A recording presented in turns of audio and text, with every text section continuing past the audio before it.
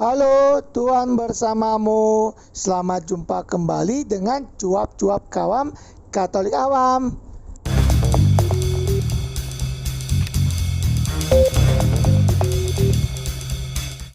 Apa kabar Bapak dan Ibu, kakak dan adik, saudara-saudara, teman-teman dan rekan-rekan semua? Semoga baik adanya, sehat, sejahtera, dan bahagia. Mari bersama dengan Cuap-Cuap Kawam Katolik Awam kita membaca dan mendengarkan bacaan dan renungan hari ini. Ingatlah untuk memberikan suka, komentar, dan bagikan kepada yang lain sehingga mereka dapat juga membaca dan mendengarkan bacaan dan renungan hari ini. Mari kita hening sejenak sebelum kita membaca. Bacaan pertama diambil dari Nubuat Yoel bab 2 ayat 12 sampai 18. Tetapi sekarang juga demikianlah firman Tuhan. Berbaliklah kepadaku dengan segenap hatimu, dengan berpuasa, dengan menangis, dan dengan mengadu. Koyakanlah hatimu dan jangan pakaianmu. Berbaliklah kepada Tuhan Allahmu, sebab Ia pengasih dan penyayang, panjang sabar dan berlimpah kasih setia, dan Ia menyesal karena hukumannya. Siapa tahu mungkin Ia mau berbalik dan menyesal, dan ditinggalkannya berkat, menjadi korban sajian dan korban curahan bagi Tuhan Allahmu. Tiuplah sangkakala di Sion, adakanlah puasa yang kudus, maklumkanlah perkumpulan raya, kumpulkanlah bangsa ini, kuduskanlah jemaah, himpunkanlah orang-orang yang tua, kumpulkanlah anak-anak, bahkan anak-anak yang menyusu, baiklah pengantin laki-laki keluar dari kamarnya, dan pengantin perempuan dari kamar tidurnya. Baiklah para imam, pelayan-pelayan Tuhan, menangis di antara balai depan dan mezbah, dan berkata, sayangilah ya Tuhan umatmu, dan janganlah biarkan milikmu sendiri menjadi celah, sehingga bangsa-bangsa menyindir kepada mereka. Mengapa orang berkata di antara bangsa, di mana Allah mereka? Tuhan menjadi cemburu karena tanahnya, dan Ia belas kasihan kepada umatnya. Demikianlah sabda Tuhan, syukur kepada Allah. Bacaan kedua diambil dari surat kedua Rasul Paulus kepada jemaat di Korintus bab 5 ayat 20 sampai bab 6 ayat 2. Jadi kami ini adalah utusan-utusan Kristus, seakan-akan Allah menasihati kamu dengan perantaraan kami.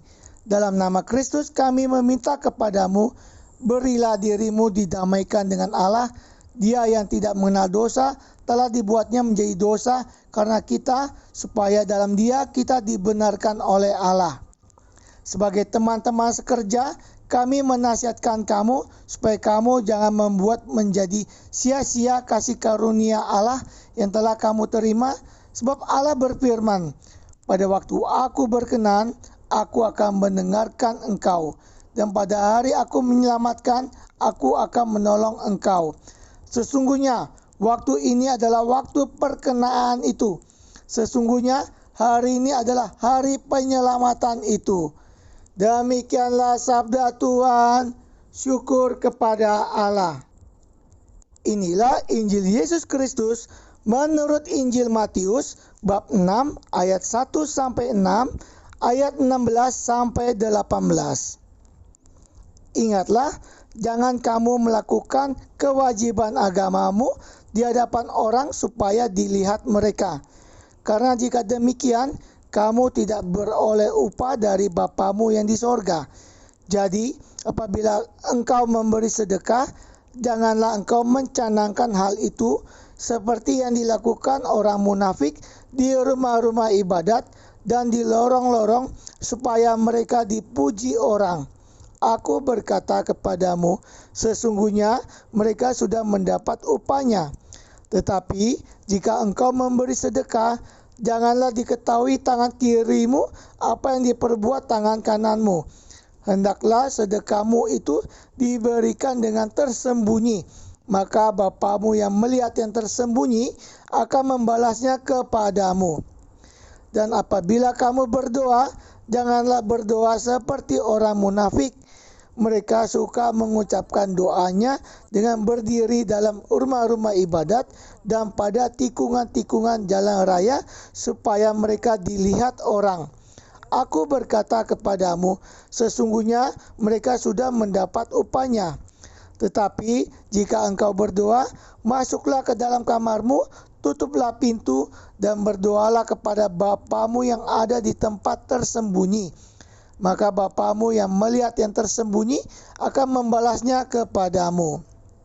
Dan apabila kamu berpuasa, janganlah muram mukamu seperti orang munafik. Mereka mengubah air mukanya supaya orang melihat bahwa mereka sedang berpuasa. Aku berkata kepadamu, sesungguhnya mereka sudah mendapat upahnya.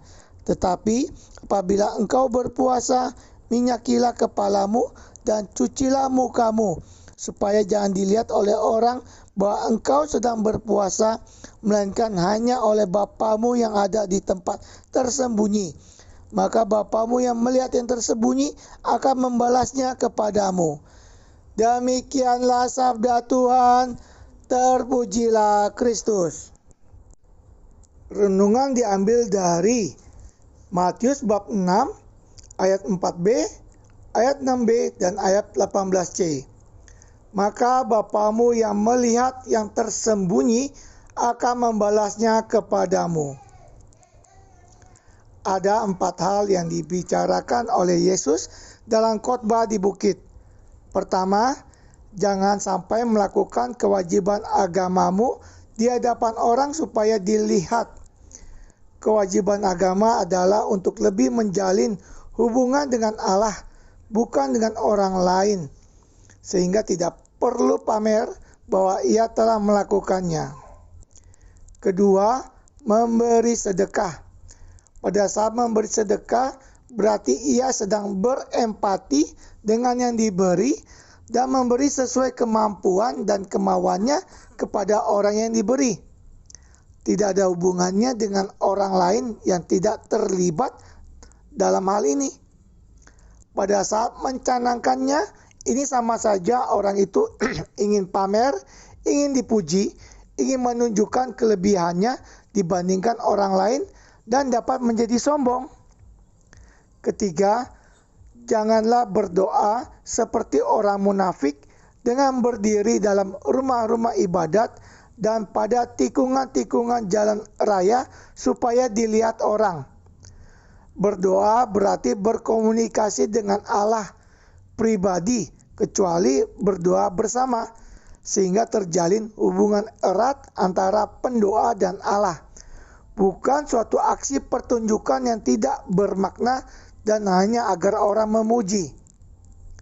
Keempat, dan apabila kamu berpuasa, janganlah muram mukamu seperti orang munafik, supaya orang melihat bahwa mereka sedang berpuasa. Berpuasa merupakan sarana untuk mengakui bahwa dirinya berdosa, lemah dan tidak ada artinya. Memohon belas kasihan, pengampunan dan pertolongan Allah. Bukan pertunjukan agar dipuji sebagai orang saleh dan bertakwa. Yesus mengajarkan agar semua itu dilakukan secara tersembunyi dan agar menjadi hal pribadi orang itu dengan Allah saja. Maka Bapamu yang melihat yang tersembunyi akan membalasnya kepadamu. Pada saat ini alat komunikasi gadget sudah bukan hal yang aneh. Hampir semua orang memilikinya dan bahkan mungkin lebih dari satu. Dengan gadget, orang dapat menunjukkan keberadaannya. Yang biasanya malu-malu dan pasif, sekarang menjadi aktif. Hal-hal yang dulu merupakan tersembunyi dan tabu, sekarang diumbar secara vulgar. Mulailah pencitraan diri dan dilakukan terus-menerus sehingga akhirnya menganggap itulah yang benar. Walau hatinya mengetahui bahwa itu tidak benar, bahwa dirinya adalah pusat segala-galanya. Itu tidak benar dan bacaan dari Injil Matius hari ini mengajak orang-orang untuk menarik diri dari kesibukan sehari-hari, dari pencitraan, dan kembali menjalin hubungan personal dengan Allah. Hanya ada aku dan Allah. Mungkinkah dan maukah? Marilah menjalani masa Prapaskah ini dengan puasa dan pantang. Marilah berdoa. Bapa, terima kasih karena kami diingatkan kembali untuk menjalani hubungan personal denganmu. Dengan dimulainya masa Prapaskah ini, kami diajak untuk merenungkan kasih-Mu dalam kehidupan kami dan kehidupan Yesus Kristus. Semoga kami kembali mengandalkan Yesus Kristus, Tuhan dan Juru Selamat kami. Amin.